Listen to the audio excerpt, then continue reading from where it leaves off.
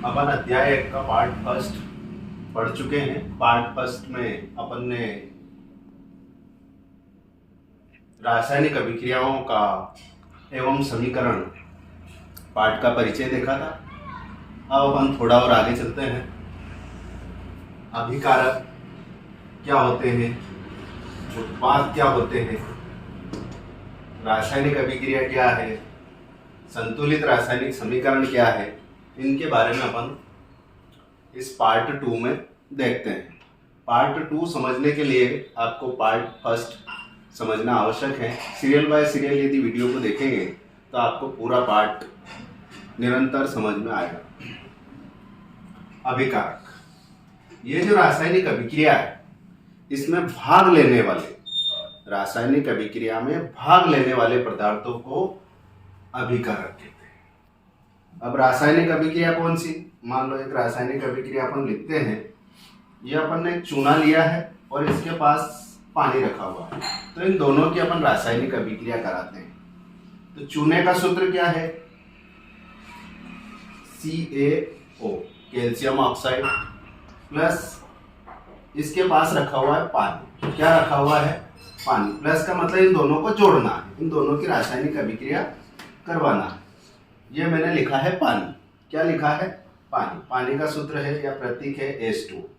क्या बनेगा, CaOH2। ये बनने वाला पदार्थ भी अपन ने इधर रखा हुआ है। इन दोनों को आपस में मिलाना है और तीसरा पदार्थ बनाना है। ये एरो के इधर ये वाला पदार्थ है और एरो के इधर ये दोनों पदार्थ हैं। तो इन दोनों पदार्थों को अपन कहेंगे अभिकारक। इन दोनों को क्या कहेंगे, अभिकारक। इन्होंने ये रासायनिक अभिक्रिया में भाग लेने वाले हैं। अभी रासायनिक अभिक्रिया संपन्न नहीं हुई। इन दोनों को जब आपस में मिला देंगे तो रासायनिक अभिक्रिया हो जाएगी और बनने वाला पदार्थ जो है कैल्शियम हाइड्रोक्साइड कहलाएगा। ये जो पदार्थ है ये रासायनिक अभिक्रिया के संपन्न होने के बाद वाला पदार्थ है, तो इसे अपन एरो के निशान के उधर रखते हैं। तो अभिकारक किसे कहते हैं, रासायनिक अभिक्रिया में भाग लेने वाले, रासायनिक अभिक्रिया में सम्मिलित होने वाले ऐसे पदार्थ जिनके द्वारा रासायनिक अभिक्रिया होना है, ऐसे पदार्थों को अपन अभिकारक कहते हैं। रासायनिक अभिक्रिया में भाग लेने वाले पदार्थों को अपन क्या कहते हैं, अभिकारक। और इसी से रिलेटेड दूसरा शब्द है उत्पाद।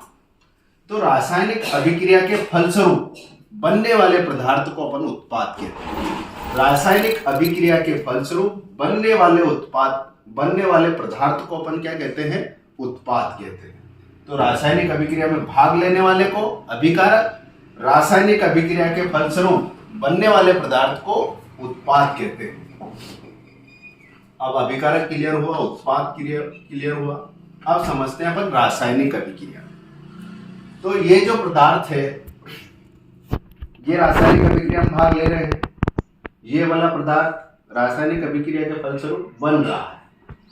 तो रासायनिक अभिक्रिया किसे कहते हैं कि जब दो या दो से अधिक पदार्थ, यहां पर ने दो लिए, दो या दो से अधिक पदार्थ किसी आपस में क्रिया करके, जब दो या दो से अधिक पदार्थ आपस में क्रिया करके तीसरा पदार्थ बनाते हैं जिसके गुणधर्म इन दोनों पदार्थों से अलग, उसे अपन कहते हैं रासायनिक अभिक्रिया। जब दो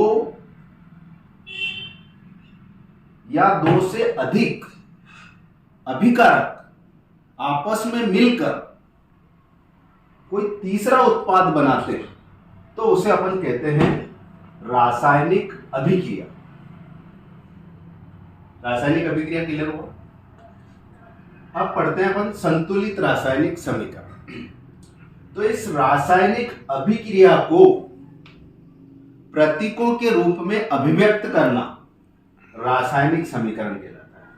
ये जो रासायनिक अभिक्रिया संपन्न हो रही है इसको अपन ने, जैसे ये चूना है तो इसको अपन ने हिंदी में नहीं लिखा चूना, इसको कैसे लिखा अपन ने, कैल्शियम ऑक्साइड। इसका प्रतीक लिखा CaO, तो इस चूने को प्रतीक के द्वारा अभिव्यक्त किया। पानी, पानी के स्थान पर अपन ने हिंदी में पानी नहीं लिखा, क्या लिखा, इसका प्रतीक लिखा H2O। फिर जो बना है कैल्शियम हाइड्रोक्साइड, तो इसे भी अपन ने प्रतीक के रूप में लिखा CaOH। तो रासायनिक अभिक्रिया जब होती है और उस रासायनिक अभिक्रिया में भाग लेने वाले जितने भी पदार्थ हैं और जितने भी उत्पाद हैं, उन सबको प्रतीकों के रूप में लिखना रासायनिक समीकरण कहलाता है। अब अगला, संतुलित रासायनिक समीकरण किसे कहते हैं? तो संतुलित रासायनिक समीकरण में यह है कि ये जो दो पदार्थ भाग ले रहे हैं, इनके अंदर जो परमाणु है, जैसे ये है चूना, क्या है ये चूना, चूने के अंदर क्या है, दो परमाणु, कैल्शियम का एक है और ऑक्सीजन का एक है, H2O। पानी के अंदर हाइड्रोजन के दो परमाणु हैं और ऑक्सीजन का एक परमाणु। बनने वाले उत्पाद को देखते हैं अपन, तो इधर भी देखो कैल्शियम का एक परमाणु है, ऑक्सीजन के दो परमाणु है, एक इधर में एक इधर, हाइड्रोजन के दो परमाणु है, तो ये दो परमाणु। तो संतुलित रासायनिक समीकरण किसे कहते हैं?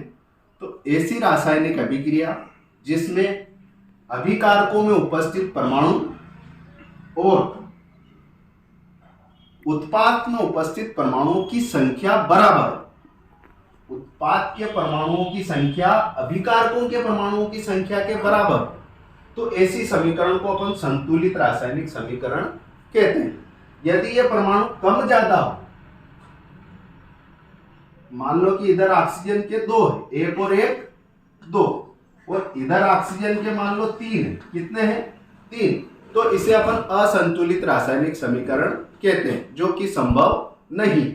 अपने को अगर ऑक्सीजन के इधर दो परमाणु लिए हैं, तो इधर भी ऑक्सीजन के दो ही परमाणु लेना पड़ेंगे।